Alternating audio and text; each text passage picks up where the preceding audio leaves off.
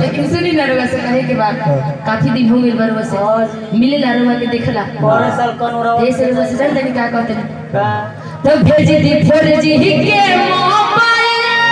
टाटा काला ये चंदन मनवा करे बाती आई थी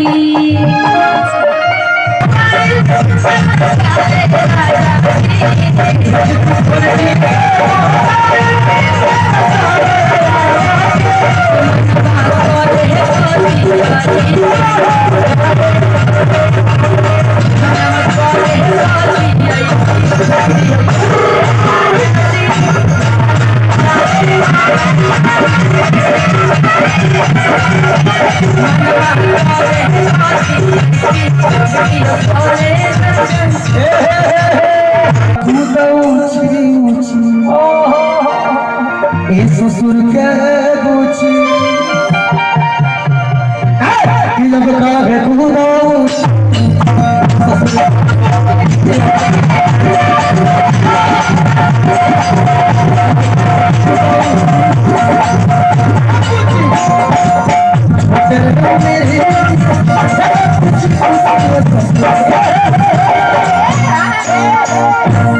कुछ कुछ बोले जानो ना लड़का गांव में गढ़ा खान के एलिपिया वाला सब उसमें कहल जाला कुची कुची हां जी ऐसा देख लो हमनियो खेल भइल हां गुल्ली डंडा कि भइल मेरी आता खेलनु कुची कुची जियो मेरे टाइगर महाराज हर के दीदा पापा कहां बड़े अपन काम में लगल पड़े हां भैया एकरा में आधा हमार लिखे न पर छै पर बड़ो मेहनत ले हमरा बताओ बाबू पापा ही लो पापा ही लो बाबू तुम्हारे मौसा कौन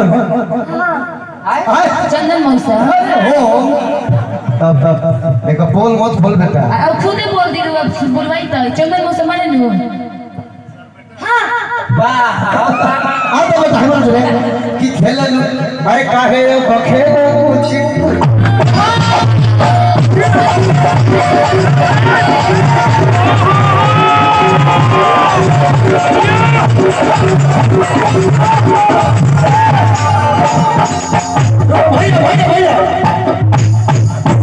पुरस्कार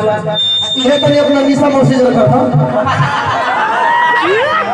हमके मौसा करो सर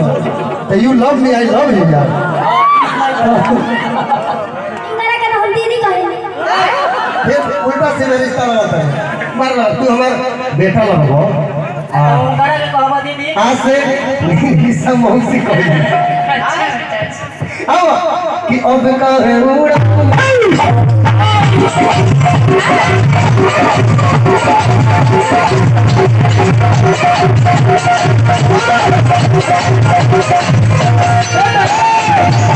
एगो नया डांस सिखाइएगा चलो आओ ऊपर से सामा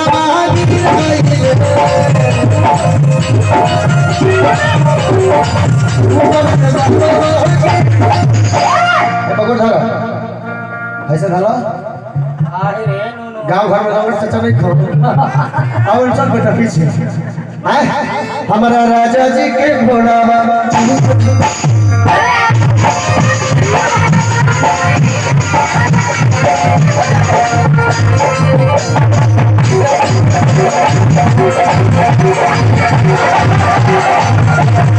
ऊपर से बाबा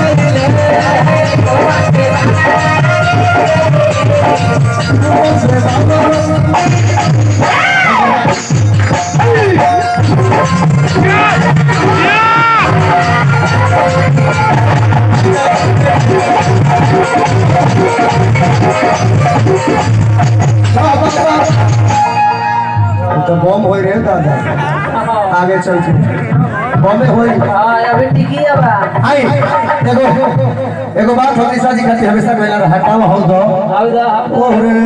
मारो यो जा ना चल तू लाइन कुछ कही लीजिए लो इसके लीजिए कि अंगूरी धराई बलम के ले गईनी बाजा अभी आगे सुन के पूछी खेला दरुगा ओकरा बात कुछ ऐसा नहीं बोला मुँह बारे जाना कि ससुरारी में अपना जाता है हम अपना जब ना माई के जाता नहीं अपना पति के लेके जाता नहीं तो कह तरीका कि अमोरी धाम राई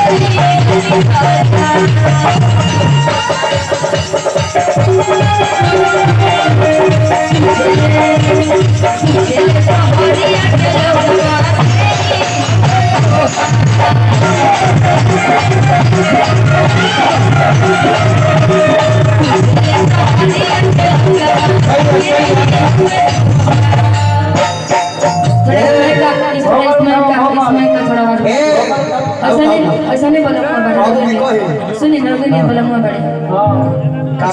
ये लाइनवा क्लियर बा हमरो सुनाओ ये से थोड़ा हम में की आवाज बढ़ा दी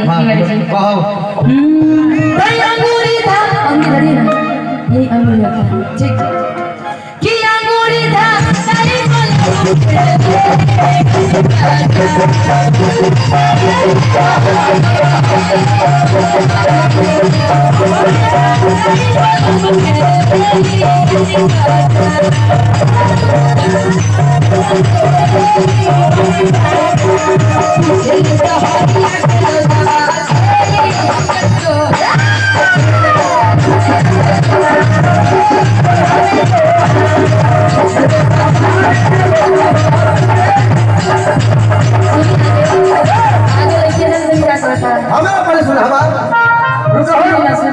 कि पूछलस जब बाजार के लगावता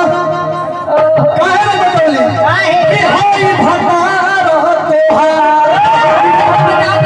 लोग सब करता जाना तनी आज के लोग कैसे बा भाइयों के साथ जाने तो लोग सोचे कि ओकरी याद है तो भतार हां तो औरत ये से कह दिया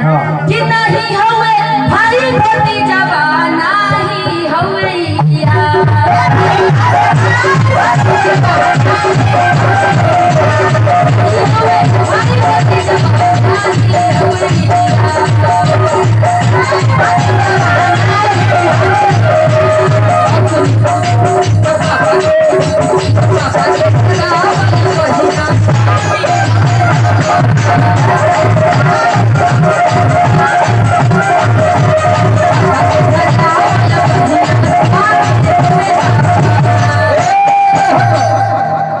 हमार लगाओ अब तारा बुझोनिया बुझे के बा हमरा से हम जो चीज कहबो करे तारा बुझे के बा ध्यान से बुझियो ओकर बाद रोमांटिक कहना होई तारा आवा हमें हां तोरा की सबर की के देखे आर तू ना रे बार बिचवा में फाटल देखा है कि ओ मेरा गेला लका के दाग बिचवा में सेंडू वाह बीच में अंदर से वाह लेकिन तेज में तभी थपड़ी वाले भाई दोस्तों का बाजारी में एक थप्पड़ हुआ छेदे रहे हां ये तो ठीक है बात है कि ओ मेरा गेला लगा के दाग बिचवा में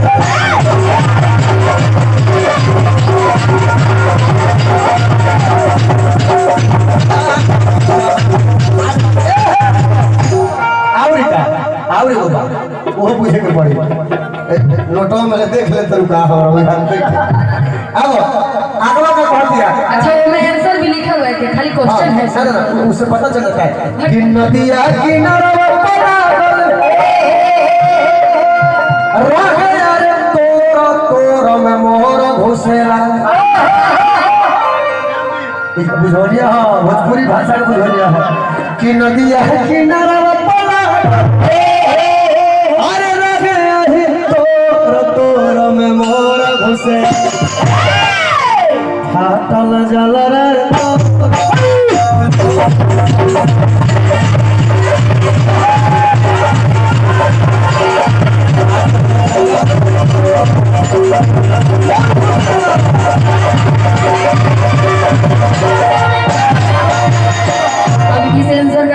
इस क्वेश्चन का जवाब आप ही दीजिए। ठीक है हार मानो ना हार ना मानने के बाद बता दीजिए। माने के पड़ी अच्छा ठीक है कि चलिए नदिया किनारा पचामल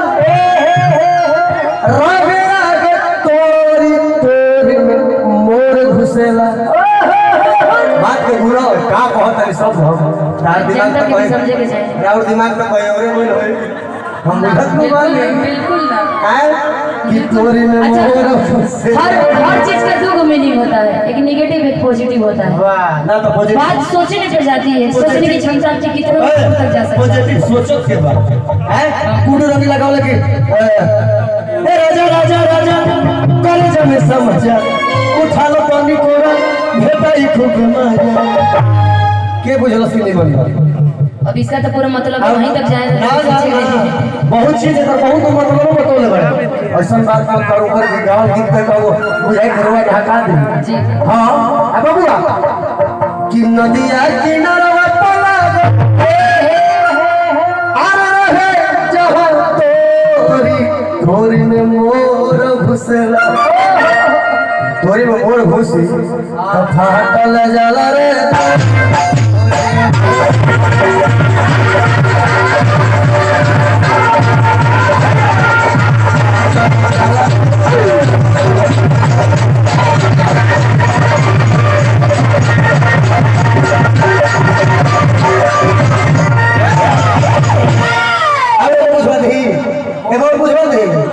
पहले इसका मतलब तो बताइए। और घुस गई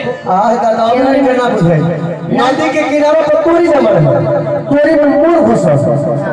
तोरिया बीचे बीचे फाटक चल तोरी में सरसों हां सरसों अब याद हो गया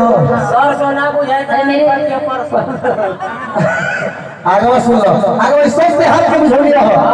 कि डंगरी पटंगरी चढ़ो अरे सकल पेट में पे